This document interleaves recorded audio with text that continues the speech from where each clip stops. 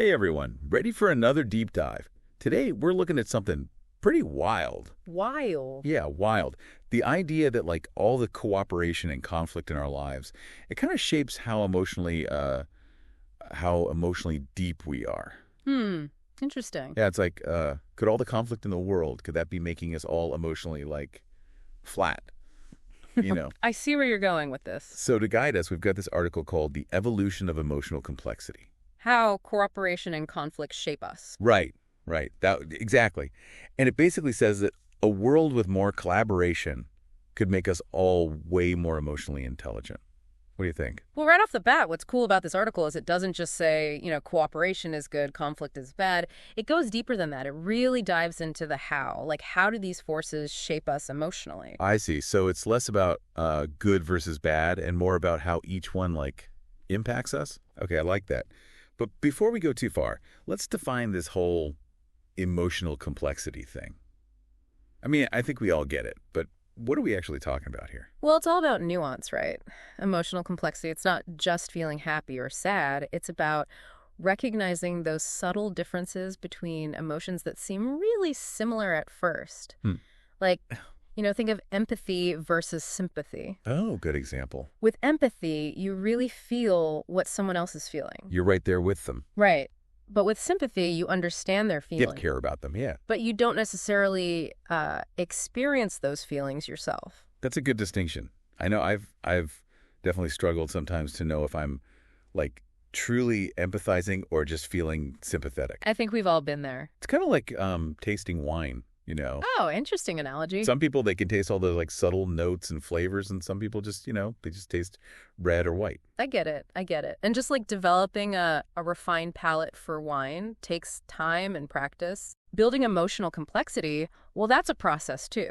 It is. And this article says that a big part of that process, it depends on the environments we're in, whether those environments are more cooperative or full of conflict. Now, that's where things get really interesting. So how does all this cooperation stuff, how does it help us build our emotional palate, so to speak? Okay, so imagine this. Okay. You're in an environment where people are generally supportive, right? There's trust. Everyone's working together. Right, that's it. And people are willing to collaborate. It creates a sense of safety. And when we feel safe, we can explore our full range of emotions. Without being judged. Without fear, exactly. That makes a lot of sense. It's like if you're always worried about being attacked or criticized, you're going to be on guard, You won't have the space to really feel your feelings or understand other people's feelings. That's exactly it. The article actually suggests that this emotional openness, in cooperative environments, it allows us to develop much more sophisticated empathy. Which helps us connect with people. Yes. And that helps us navigate tricky situations better, too. It's like this positive feedback loop. So cooperation, it helps us feel safe. It gives us the tools to build strong relationships. And it helps us handle challenges with more understanding and more grace, like you said. That's it. I'm starting to see how it all connects. Yeah. But what about the other side of the coin? How does all this conflict affect how our emotions develop? Well, the article says that when we're constantly exposed to conflict, all the time. Yeah, whether it's someone criticizing us. We're just not trusting people. Right, or outright hostility, it triggers this emotional self-preservation instinct in us. Like we go into defense mode. Exactly. We start to simplify our emotional responses, just as a way to protect ourselves from being hurt even more. It's like we're going in a bunker. Only letting out a few basic emotions like anger or frustration. We're just feeling detached. Detached, yeah. So it's not that we stop feeling complex emotions altogether. No, not at all. Yeah. It's more like we're pushing them down because they just feel too vulnerable when there's so much conflict around. You got it. And the article argues that over time, this constant suppression can actually make our capacity for emotional complexity smaller. That makes sense.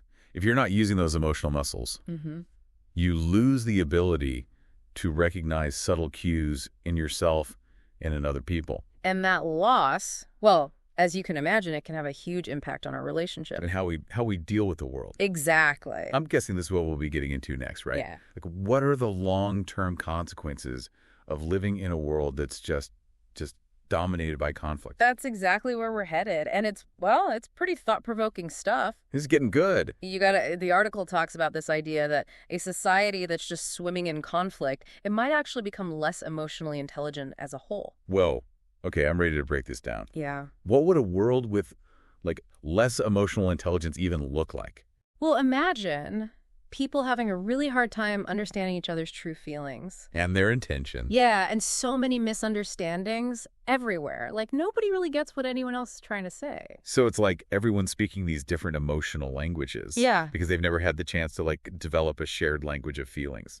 That's a great way to put it. And this emotional illiteracy. Ooh, I like that term. Yeah, it can really affect every part of life, you know? Oh, yeah, for sure. Think about, like, problem solving. Okay, yeah. If we don't understand why people do the things they do, emotionally, it's way harder to find common ground or compromise. Instead of working together, we just end up stuck in these cycles of conflict. Exactly. Because we don't have the emotional skills to find solutions that work for everyone. Right. It's like conflict becomes a self-fulfilling prophecy. It does. The more we experience conflict, the less we know how to handle it, and so we just keep creating more conflict. It just keeps going. And this leads us to another important point the article makes, the connection between emotional complexity and resilience, both for individuals and for society.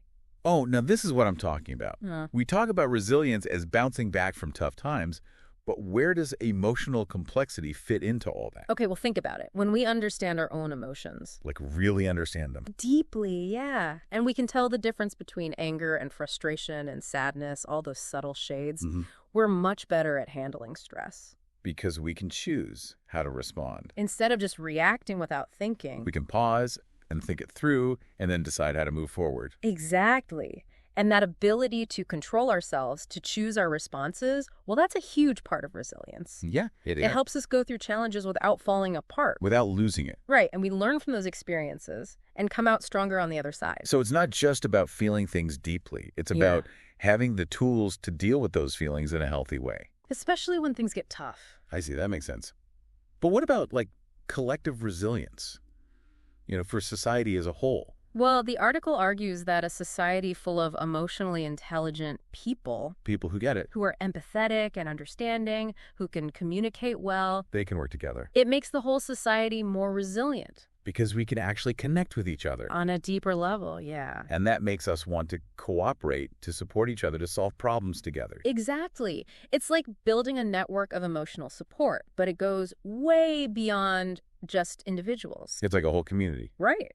And that support system becomes so important when society faces those big challenges, like economic struggles or social unrest or even natural disasters. Because we're all in it together. Right. When people feel connected, they trust each other, they're much more likely to come together and share resources, find creative solutions. That's amazing. Yeah. So by building up our emotional intelligence, we're not just helping ourselves. We're building a stronger, more adaptable society. A society that can handle anything.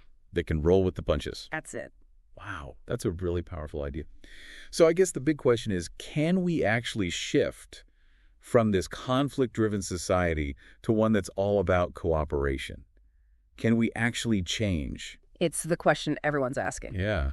I mean, conflict seems so ingrained in everything. It does. Is there really hope for a more collaborative future? This article seems to think so. So how do we get there?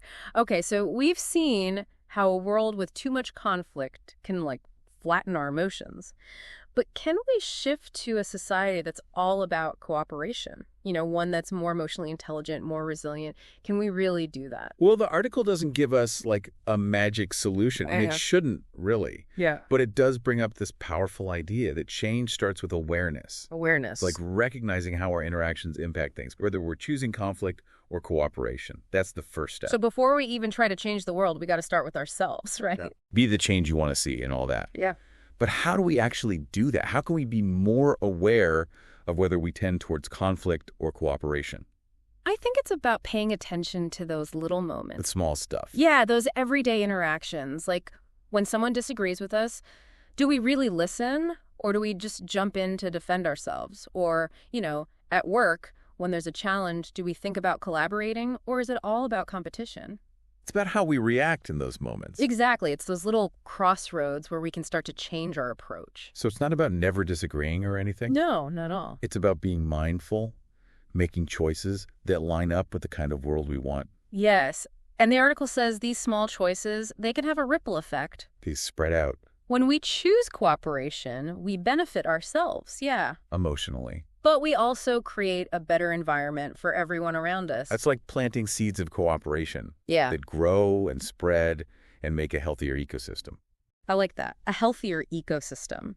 And as those seeds grow, we might start to see a change in how we view conflict as a whole society. Instead of something to avoid, Or win, yeah. we could see it as a chance to grow, to Yeah. understand each other better. And to find creative solutions that work for everyone. Instead of, how do I win this argument? Right. It becomes, how can we work together to make everyone happy? Exactly. That kind of problem solving, it comes from emotional intelligence and wanting to understand each other. It makes society Or stronger. adaptable, yeah. So it's not just about feeling good. It's Yeah. about making the world better at handling all the challenges we face. That's it. It's about a future where cooperation isn't just like a nice idea. Yeah. It's like a core value. Guides our actions, both as individuals and as a society. Wow, I love that.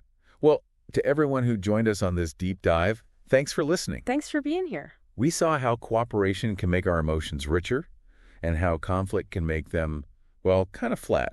But the big takeaway is we can choose cooperation every time we interact with someone, every single day. Small choices can make a big difference. By making those choices, we can create a world that's not just emotionally deeper, but also stronger and more resilient, ready for anything that comes our way. That's a world I want to live in. Me too. Mm. So until next time, keep diving deep and keep choosing cooperation.